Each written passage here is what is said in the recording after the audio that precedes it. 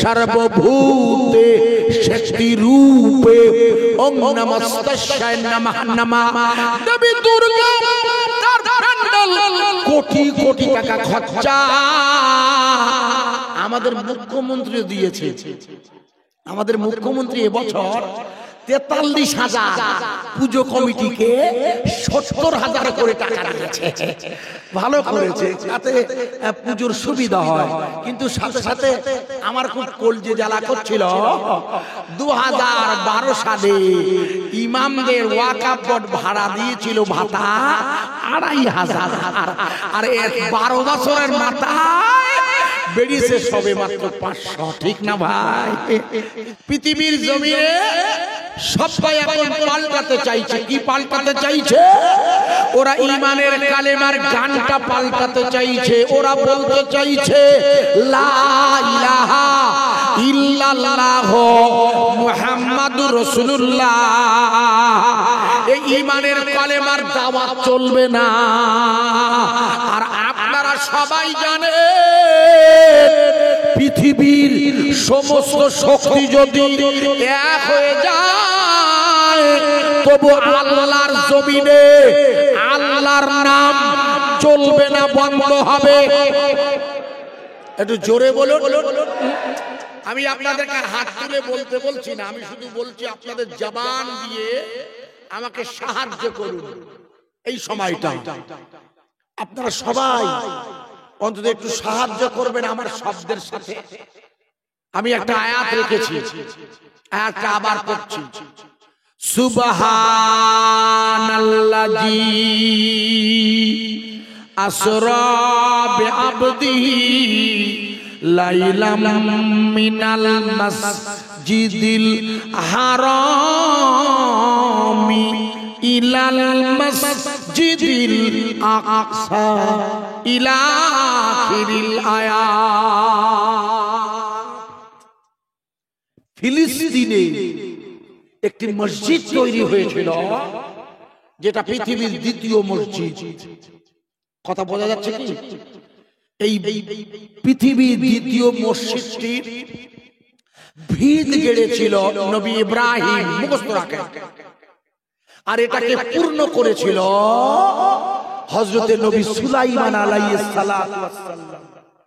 কুরআনের ভাষায় ওই মসজিদটির নাম হলো মসজিদুল আকসা, যার আরেক নাম হলো বাইতুল মুকাদ্দাস।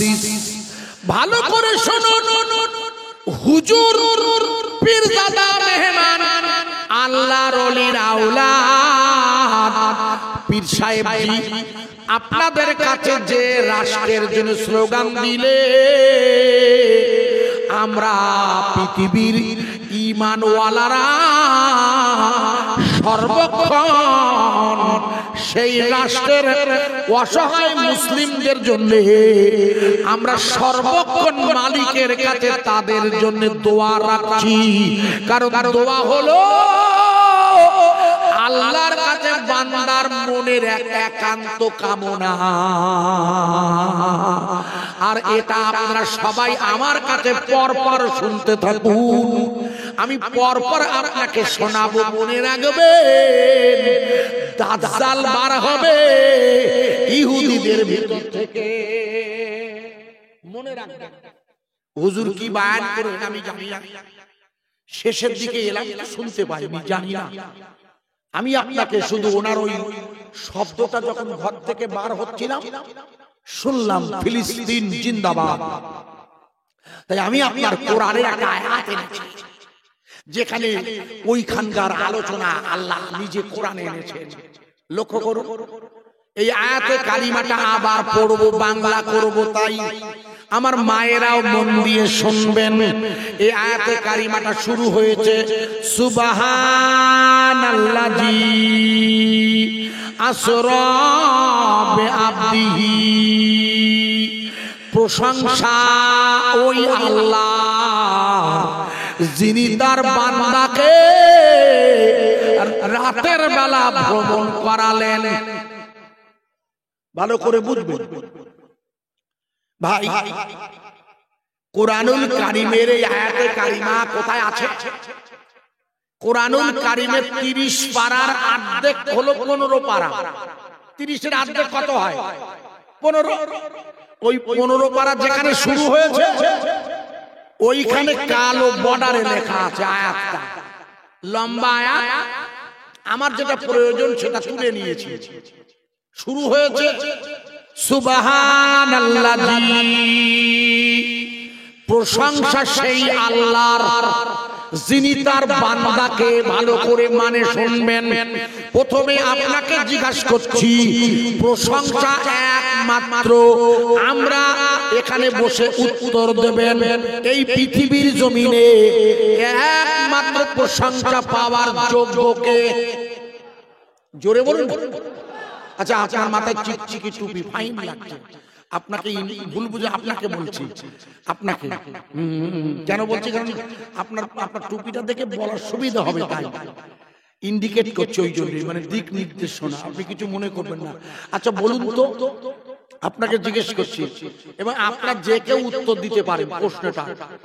প্রশ্নটা হচ্ছে আল্লাহ ছাড়া আর কারোর কাছে মাথা নত করা যাবে না, আল্লাহ ছাড়া আর কারোর কাছে সাহায্য চাওয়া যাবে না, আল্লাহ ছাড়া আর কাউকে রব বলা যাবে না। কেন? আপনাদের নিজস্ব যে কোনো চিন্তা আমাকে বলবেন, আইজুল ভাই আমার মনে এই কারণে, একটু বলুন না, একটা সুবিধা হয়। আপনাদের তো নিজের একটা চিন্তা আছে না? নেই? আপনারা যে আল্লাহর সিজদা দেন, প্রশংসা করেন, তা কেন করবেন সেইটা জিজ্ঞেস করছি। বাহ বাহ, গুড। আমার ভাই বুকে ব্যাচ পরা কমিটির ভাই, উনি বলেন আল্লাহ সবকিছুর মালিক, আর আপনি বললেন আল্লাহ। গুড, দুজনেই বলেছেন। উনি বলেছেন মালিক, ইনি বলেছেন সৃষ্টিকর্তা। ঠিক বলেছে না ভুল বলেছে?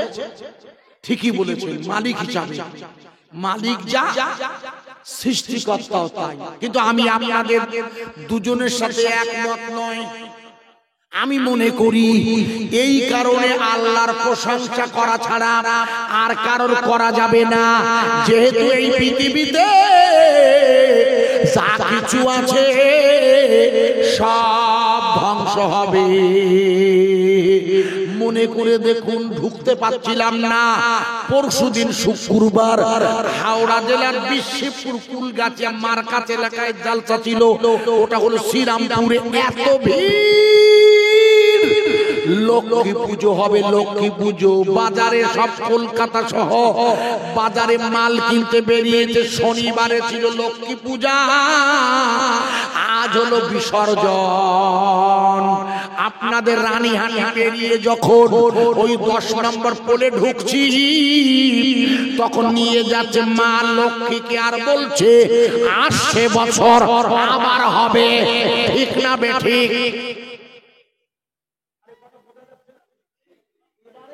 সবচেয়ে বড় প্যান্ডেল হয়েছে, আমি তখন বাংলাদেশে ছিলাম, সবচেয়ে বড় প্যান্ডেল হয়েছে মন্ত্রী সুজিত বসুর শ্রীভূমি স্পোর্টিং, সবচেয়ে বড় প্যান্ডেল। এত উচ্চ প্যান্ডেল এর আগে গত বছর করেছিল বুর্জ খলিফা। মনে করে দেখুন, ওই কলকাতার এয়ারপোর্টের কাছে বাগুইআটিতে সবচেয়ে বড় প্যান্ডেলের নাম ছিল বুর্জ খলিফা। লক্ষ লক্ষ কোটি কোটি টাকা খরচা করে মনে করে দেখুন প্যান্ডেল বানিয়েছে দেবী দুর্গা মাকে এনেছে, যা দেবী সর্বভূতে শক্তি রূপে ওম নমস্তস্যায় নমঃ নমঃ। দেবী দুর্গা তার প্যান্ডেল কোটি কোটি টাকা খরচা আমাদের মুখ্যমন্ত্রী দিয়েছে। আমাদের মুখ্যমন্ত্রী এবছর 43,000 পুজো কমিটিকে 70,000 করে টাকা দিয়েছে। ভালো করেছে, যাতে পুজোর সুবিধা হয়। কিন্তু সাথে সাথে আমার খুব কলজে জ্বালা করছিল, 2012 সালে ইমামদের ওয়াকফ বোর্ড ভাড়া দিয়েছিল ভাতা 2,500, আর 12 বছরের মাথায় বেরিয়েছে সবে মাত্র 500। ঠিক না ভাই? কিছু মনে করবেন না, আমি জাস্ট আপনাদের মাথায় ঢোকালাম তথ্যটা, বোঝার চেষ্টা করবেন, আশা করা যায় মাথায় ঢুকবে। মাননীয় বন্ধুরা, এত পরিমাণ খরচা হয়েছে, মনে করে দেখুন এনাদের বিদায়ের সময় বলা হয়েছে ৮০০ বছর আবার হবে।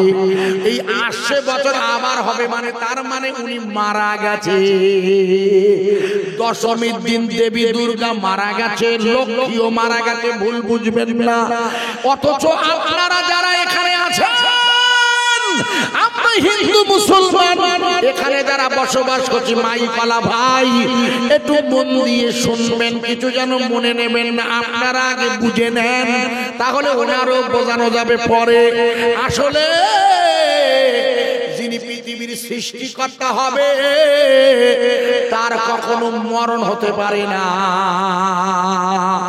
কুল্লু মান আলাইহা ফান ওয়া ইয়াবকা ওয়াজহু রাব্বিকা যুল জালালি ওয়াল ইকরাম। ফাবিআইহি আলাই রাব্বিকুমা তুকাযিবান। এই পৃথিবীতে যা কিছু আছে সব ধ্বংস হবে, ব্যতিক্রম কে? বুঝতে পারেন ব্যতিক্রম কে? সবাই মারা যাবে, থাকবে কে? চিল্লে বলে আরো জোরে, আল্লাহু লা ইলাহা ইল্লা হুয়াল হাইয়ুল কাইয়্যুম।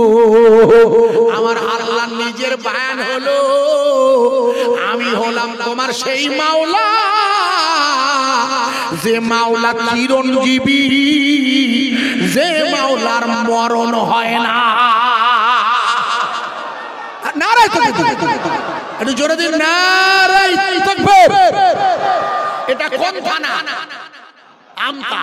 বাহ, কাছাকাছি 3 কিলোমিটার হবে, খুব বেশি হলে চাখানা থেকে। চাখানা থেকে 3 হবে আমার ধারণা। আমি প্রায় যাই এ রোড দিয়ে কলাতলা হয়ে হয় বাগনা, আর না এলসিকিরা অথবা ওই দিকে ওই মাদ্রাসা আছে না, এই রাস্তা একেবারে সোজা। এটা তো পুরসুরায় গিয়ে কিছু হুগলি সেই আরামবাগে যাওয়া যাবে, এদিকে চাপাডাঙ্গা হয়ে ফুরফুরা, এই রাস্তা সব গেছে। যাও, যেটা বলছিলাম প্রিয় ভাইয়া, একটু জোরে যখন তাকবীর দিলেন, আল্লাহর নাম নিলেন, তাহলে আমরা ইবাদত করি কোন মাওলার? না না না, আমি বারবার বোঝাচ্ছি না, আমরা ইবাদত করি ওই মাওলার, যে মাওলার মরণ হয় না, যে মাওলার নামাজে দাঁড়ালো মাওলার সাথে দেখা হবে। একটু জোরে বলা যাবে না। ওয়াজ বোঝা যাচ্ছে কি? ওয়াজ বুঝতে গেলে মিনিমাম জ্ঞান লাগে, লেখাপড়া না জানলে ওয়াজ বোঝা যায় না। ওয়াজ বুঝতে গেলেও মিনিমাম জ্ঞান চাই, ভুল বুঝবেন না। এই জন্য প্রথমেই আমি আপনাকে বোঝাতে চাইছি, আমরা ইবাদত করি এই জন্য আর কারোর প্রশংসা করা যাবে না, কারোর কাছে মাথা নত করা যাবে না, কারোর কাছে কোনো সাহায্য চাওয়া যাবে না।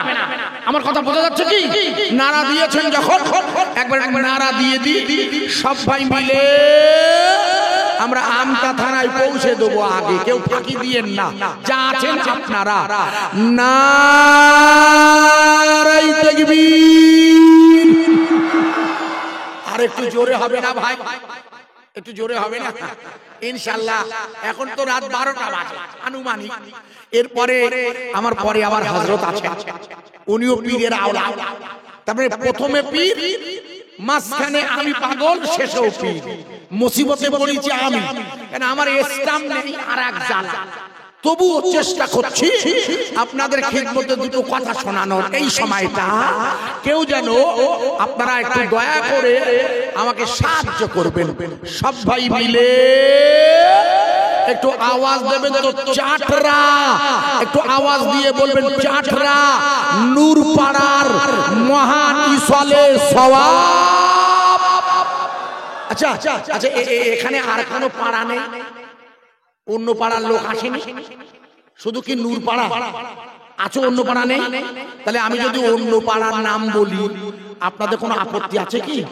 আমি সব পাড়া বলবো, গোটা চাঁচড়া বলবো, নামলে ধরবেন না তো, এই জন্য ভয় হয়। কারণ এক জায়গায় ওয়াজ করেছি, ওয়াজ করে দোয়া করছি, আল্লাহ আপনি গোটা বাড়িওয়ালার বাপ মায়ের সাথে সাথে গোটা গ্রামবাসীর কবরে আমার এই ওয়াজের সওয়াবটুকু পৌঁছে দেবেন। বাড়িওয়ালা লাফ মেরিয়ে এসে মাইক নিয়ে বলছে দাওয়াত করেছি আপনার, আর আপনি গোটা গ্রামে দিয়ে গেলেন কেন? আল্লাহু আকবার। সেখান থেকে আমি এই কান বলি আমার ড্রাইভারকে, আমি বললাম পয়সা নেওয়া যাবে না, শিগগিরি হাঁটো। লোকজন খুব খেপে গেছিল উপরে, পরে পরে পয়সা আবার বাড়ি গেল, ওটা বলছি না। বক্তব্য হচ্ছে গোটা গ্রামবাসীর জন্য তাকবীর দেব, কারণ যতদূর আওয়াজ যাবে আমার বিশ্বাস, এখানে মাজার শরীফ আছে এই আপনাদের এই রোডের উপরে, যতদূর আওয়াজ যাবে আমার বিশ্বাস ততদূর কবরবাসীর কবরের আযাব আল্লাহ মাফ করে দেবে। আচ্ছা, যে হযরত আজ মারা গেছেন ওনার জানাজা হয়েছে কি? আলহামদুলিল্লাহ। কটা হলো? এশার নামাজের বাদ, মাগরিবে। মারা গেছে কখন? 11:30। আর পড়িয়ে দিয়েছেন আসর বাদ। একটু খুব সুন্দর করেছেন। রাসূল বললে তিনটে কাজ তোমরা দ্রুত করবে। একটি হচ্ছে যখন মায়াত হবে, মায়াত মারা যাবার কাজটি দ্রুত তাকে দাফন করবে। ভালো করেছেন আপনারা ভাই। তার কবর আমি কোথায় জানি না, আর এই যত বক্ত এসেছে সবচেয়ে দূরে বাড়ি আমার, আর আমি মুসাফির হয়ে গেছি অলরেডি। এইখানে আমি মুসাফির। আজিজুর রহমান এই গ্রামের, যিনি আজ সকাল 11:30-11টায় পর্দা নিয়েছে, তার কবরে এই জালসার আওয়াজের দ্বারা আল্লাহ তার কবরের সাথে জান্নাতের সংযোগ বানাবেন। যদি কোনো কারণে তার কোনো অসুবিধা হয়, আল্লাহ এত মানুষের আওয়াজ আপনি কবুল করে তার কবরটাকে নূরে আলা নূর বানিয়ে দিন। নারায়ে তাকবীর, নারায়ে তাকবীর। ফুরফুরা শরীফ, ফুরফুরা শরীফ। আরো জোরে বল, আল কুরআনের আলো, আল কুরআনের আলো, আল হাদিসের আলো। সবাই মিলে বলো লা ইলাহা ইল্লাল্লাহ, লা ইলাহা ইল্লাল্লাহ, ইল্লাল্লাহু মুহাম্মাদুর রাসূলুল্লাহ সাল্লাল্লাহু আলাইহি ওয়াসাল্লাম। নবী গেলেন তায়েফে, নবী গেলেন তায়েফে, পাথর মারে কাফেরে,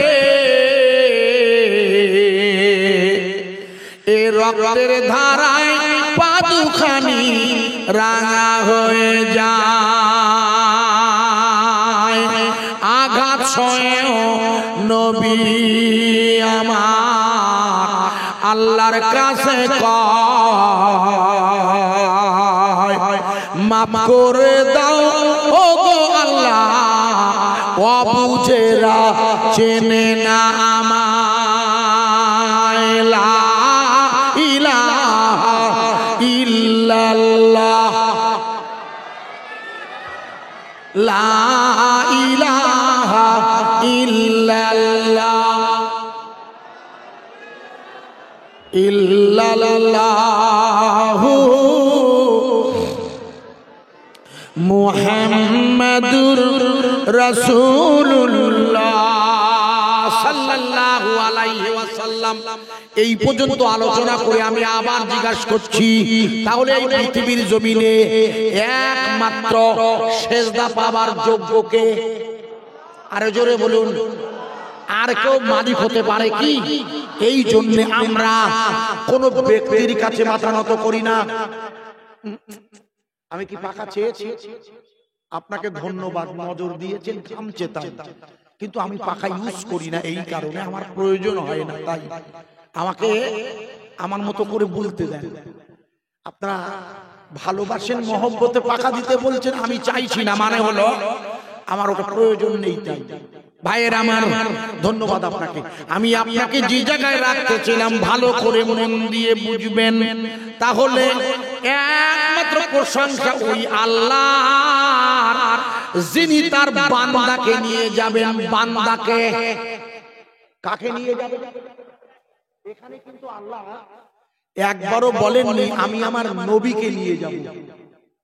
এই আয়াতে কারিমাটা খুব মন দিয়ে বুঝবেন, খুব বোঝার আলোচনাটা হুজুর করে গিয়েছেন স্লোগান দিয়ে, আমি সেটাকে ভেঙে দিয়ে যাচ্ছি। লক্ষ্য করুন, জানাকে নিয়ে যাওয়া হবে আপনারা নিশ্চয়ই সবাই বুঝতে পারছেন, তিনি হচ্ছেন আমার রাসূলুল্লাহ। কোরআনের ভাষায় ওয়ামা মুহাম্মাদুন ইল্লা রাসূল। আমার আল্লাহ তার রাসূলকে নিয়ে যাবে। ভালো করে শুনবেন, আল্লাহ যাকে নিয়ে যাবে এখানে তার পরিচয় দিচ্ছেন বান্দা বলে। বান্দা একবারও বলেন যে আমি আমার নবীকে নিয়ে যাচ্ছি। আচ্ছা, বান্দা কেন বললেন আল্লাহ? অর্থাৎ আল্লাহ পাক আমার রাসূলের পরিচয় দিচ্ছে এখানে যে আমি আমার বান্দাকে নিয়ে যাব। কোথা থেকে? মসজিদুল হারাম থেকে। মসজিদুল হারাম মানে কাবা শরীফ, পৃথিবীর প্রথম মসজিদ। কাবা কাবা কাবা কাবা কাবা আছে মক্কায়, আর কাবা খানি কাবা হলো দয়ার নবীর ওসিলায়। আমি যদি কাবা হতাম মক্কারি ওই পদ্ধতি চলতো আমার নূর নবী হাজারাত। কাবা কাবা কাবা কাবা কাবা আছে মক্কায়, আর কাবা খানি কাবা হলো দয়ার নবীর ওসিলায়। বক্ষে আমার কাবা শরীফ, চোখে মদিনা, নবীর দেশে যাব আমি নবীর দিওয়ানা। আরাফাতে যাব আমি, আরাফাতে যাব আমি মিনার তাবু হতে, মুজদালিফায় রাত কাটাব ফিরিবার পথে। কাবা কাবা কাবা কাবা কাবা আছে মক্কায়, আর কাবা খানি কাবা হলো দয়ার নবীর ওসিলায়। আল্লাহর নবী ওই কাবার চত্বরে ঘুমিয়ে আছে। বুখারী বর্ণনা করেছেন, দুই রকম রিওয়ায়াত এসেছে। এক দল বলেছেন আল্লাহর নবী তার ফুফমা উম্মে হানির ঘরে আছে, উম্মে হানি। আর এক দল বলেছেন না না, আল্লাহ রাসূল শুয়ে আছে কাবার চত্বরে। কোথায় শুয়ে আছে? একটা হচ্ছে ওনার ফুফমার বাড়িতে, একদল বলেছে সেটাও কাবার গায়ে, আর একটা হচ্ছে ওনার কাবার চত্বরে, খোদ কাবা। আমি যেদিনকার কথা বলছি এই দিনটায় আল্লাহর রাসূলের বয়স হয়েছে 51 বছর পেরিয়ে 52। খুব ভালো করে বুঝবেন হুজুরের বয়স কত? 51 পেরিয়ে 52। তার মানে আল্লাহর নবী নবী হয়েছেন অলরেডি 12 বছর হতে গেল। মনে করে দেখুন, আল্লাহর নবীর বিবি আমার মা খাদিজাতুল কুবরা পর্দা নিয়েছে। রাসূলের দাদু হযরতে আব্দুল মুত্তালিব পর্দা নিয়েছে। মনে করে দেখুন, পর্দা নিয়েছে। রাসূলের বড় সুন্দর মহব্বতের চাচা হযরত আবু তালেব পর্দা নিয়েছে। আল্লাহর নবীর মানসিক অবস্থাটা ভালো না, কারণ তয়েফের মাটিতে গিয়ে মা হালিমার তয়েফে প্রচন্ড মার খেয়েছে মা। যখন মা খাদিজা পর্দা নিলেন না, হযরত আবু তালেব পর্দা নিয়ে রাসূল বড় অসহায় হয়ে পড়ল। হুজুর কি করেছিলেন? হুজুর তয়েফের মাটিতে গিয়েছিলেন। মনে করে দেখুন, নবী গেলেন তয়েফে, পাথর মারে কাফেরে, এই রক্তের ধারায় পা দুখানি রাঙা হয়ে যায়। আল্লাহর নবী তয়েফে গেলেন, কেন ওই তয়েফের মাটিতে আল্লাহর নবীর ছোট্ট শৈশব কেটেছে মা হালিমার ঘরে। মা হালিমার বাড়ি ছিল তয়েফের মাটিতে। তাই হুজুর মনে করলেন এই মুহূর্তে আমার 51 বছর বয়স হয়েছে, মক্কার লোকের আমাকে নবী বলে মানতে চায় না, অল্প কিছু সংখ্যক ছাড়া। তা আমি একটু তয়েফের মাটিতে যাই না, দেখি না ওরা কি আমাকে মোহাম্মদ ওরা কি মারবে। উনি বুঝতেই পারেনি যে ওরা মারবে। এত মার মেরেছিল, মনে করে দেখুন, আপনাদের মনে নেই এত মার মেরেছে।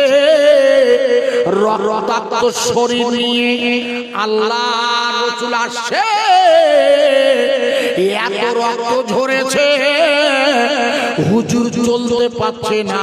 আল্লাহর রাসূল করলে কি, একটা আঙ্গুর ফলের বাগানের ছায়ায় গিয়ে বসলে। এই আঙ্গুর ফলের বাগানের মালিক হলো খ্রিস্টান, আর বাগানের মালিক হলো ইহুদি। বাগানের মালিক হলো খ্রিস্টান, আর মালি হলো মানে কর্মচারী, উনি হচ্ছে খ্রিস্টান। অর্থাৎ খ্রিস্টান মালিক, ইহুদি তার কর্মচারী। আজ ইসরায়েলের সাথে প্যালেস্টাইনের গাজার ভূখণ্ডে যে লড়াই হচ্ছে, এই লড়াইতে দেখবেন আর কেউ আসেনি এগিয়ে। প্রথমে আমেরিকার জো বাইডেন খ্রিস্টান দল আগে প্রথম সমর্থন করেছে ইসরায়েলকে, আমাদের ভারতও করেছে। আমি পরপর আসছি ভাই, আমার কথা কি বোঝা যাচ্ছে?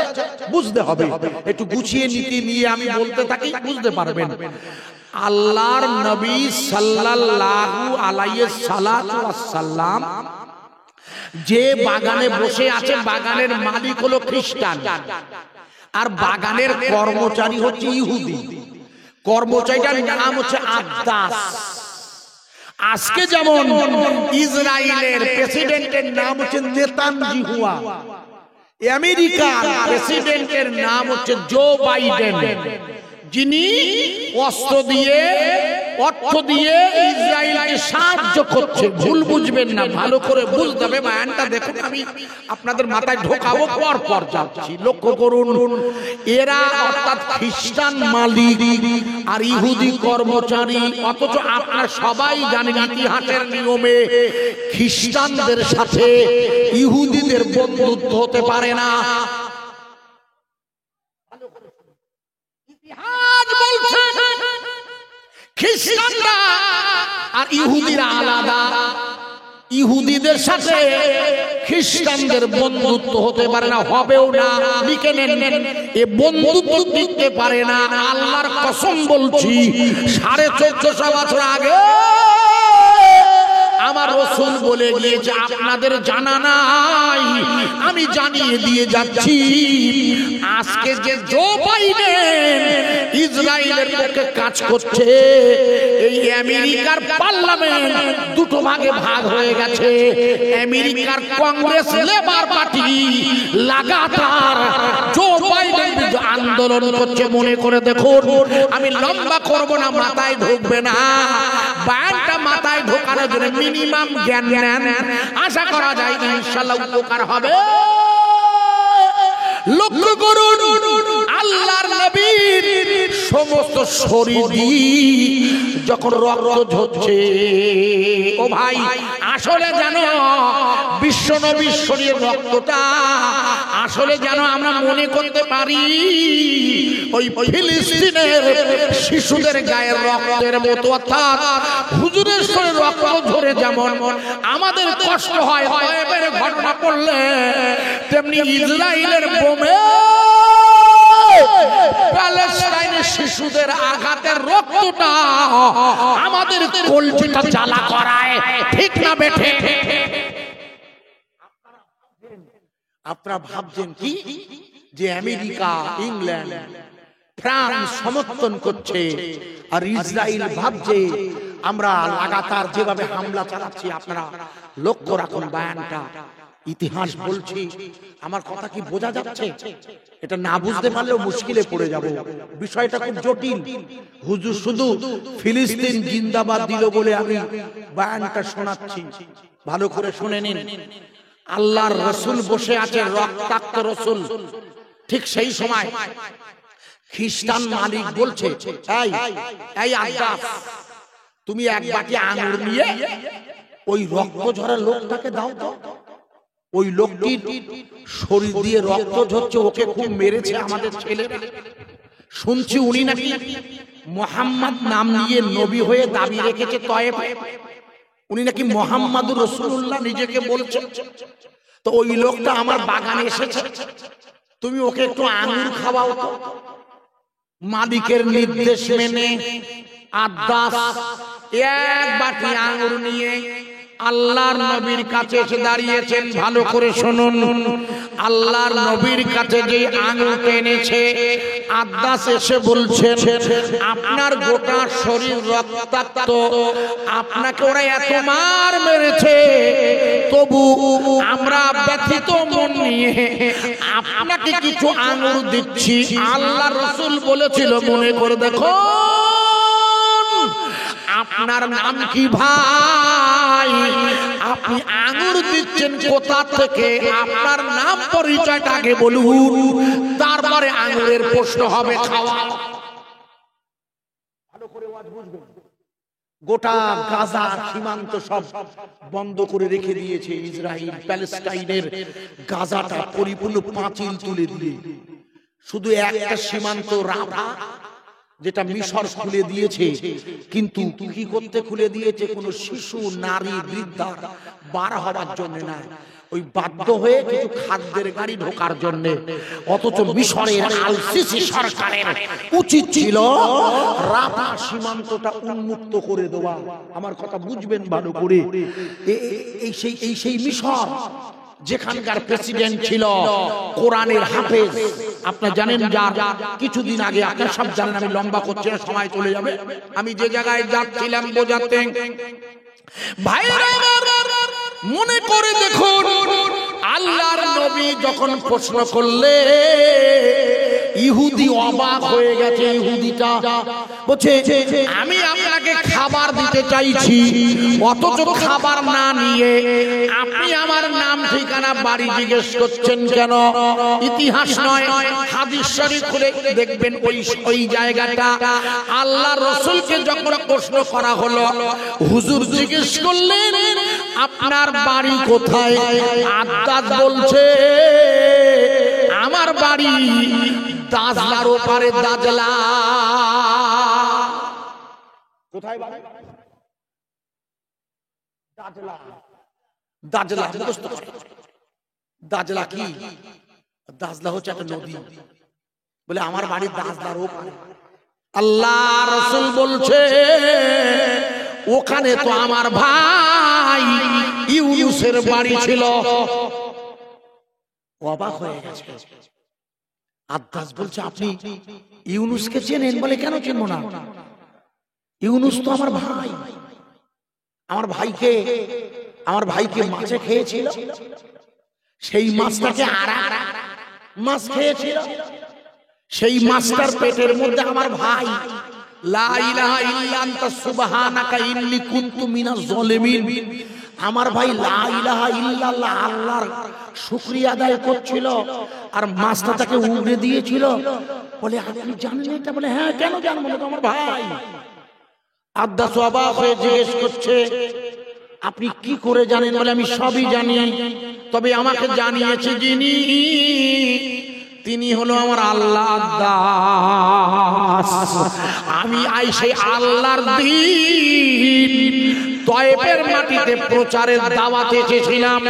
আব্বাস বললেন, আপনাকে একটা কথা বলছি শুনুন, আপনাকে আমরা কিছু আঙ্গুর খাবো, এটা আমার মালিকের নির্দেশ, আপনি আঙ্গুরটা খেয়ে নিন আগে।